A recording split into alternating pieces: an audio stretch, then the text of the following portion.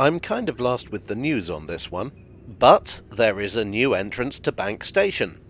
The reason I bring this up is because one of my most popular videos of the last year was one in which I talked about what a colossal pain Bank is to use.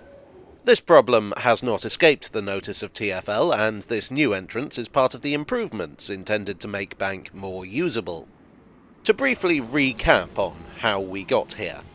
Bank is at the heart of the City of London and is an interchange between the Northern, Waterloo and City and Central lines, plus the Docklands Light Railway. It is connected to Monument Station, which is served by the District and Circle lines, and the two stations are generally considered to be one to all intents and purposes. Historically, though, Bank was built as three different stations, one for the Waterloo and City line, one for the Northern line, and one for the Central, plus Monument. Over the 20th century they were connected together, largely by means of narrow, winding corridors. In 1991 the DLR was added. It was a less than ideal arrangement. The station tended to be overcrowded. Accessibility was poor. Wayfinding was difficult. In recent years, overcrowding has become an ever greater risk, which in turn threatens passenger safety. Something had to be done. Over the past few years, some significant modifications have been made. A new entrance was opened in 2018 in the side of the Bloomberg building. Last year, the southbound Northern Line platform was converted into a new, wide corridor, and the line was diverted into a new platform. Also last year, a set of moving walkways opened between the Northern and Central Line platforms. And this entrance is the final major addition, at least from a passenger point of view.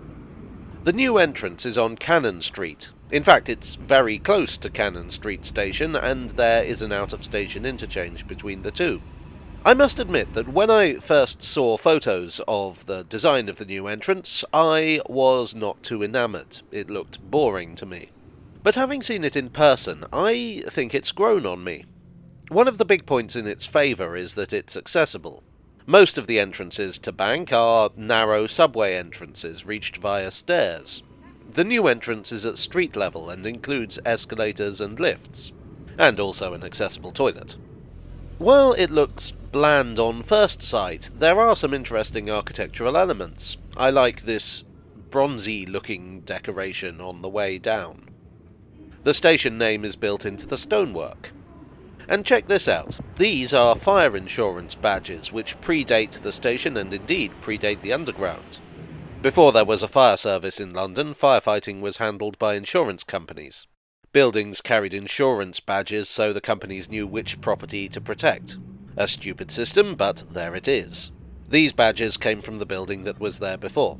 I feel like there are a couple of nods to older tube stations here.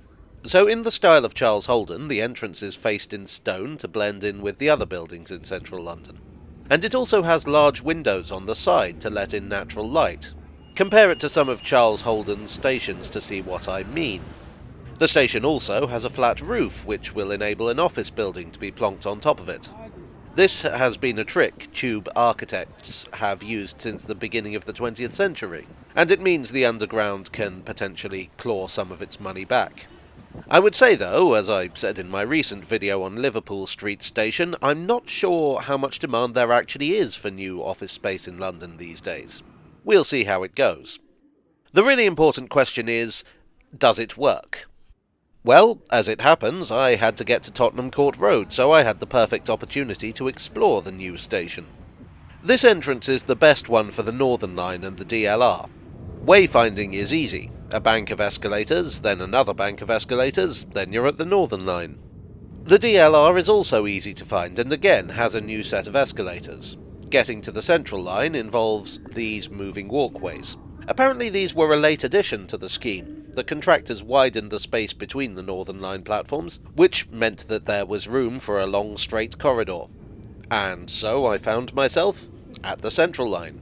My verdict, for what it's worth, is that I think the alterations are a great improvement. I've always avoided changing trains at Bank because it's such a pain in the backside, as I have said many times. In fact, I would say that Bank is my least favourite station on the entire network. But going from the Northern Line platforms to the Central Line on this visit was an absolute breeze. Now, I visited on a weekend when the station is considerably less busy, but even so, I think TfL and their architects and contractors have done a great job. I think Charles Holden would approve. Well, I hope you enjoyed this free-flowing tale from the tube. If you did, please do click the like button and consider subscribing for more. I did have this idea that I'd like to return to Bank and try different combinations of changing trains to see how easy it is. Let me know if that's something you'd like to see in the comments section below. I'd like to thank my donors on Ko-fi, on Patreon, and here on YouTube for your ever-generous support. You are the flat roof to my office building. And I'll see you all again very soon for another tale from the tube.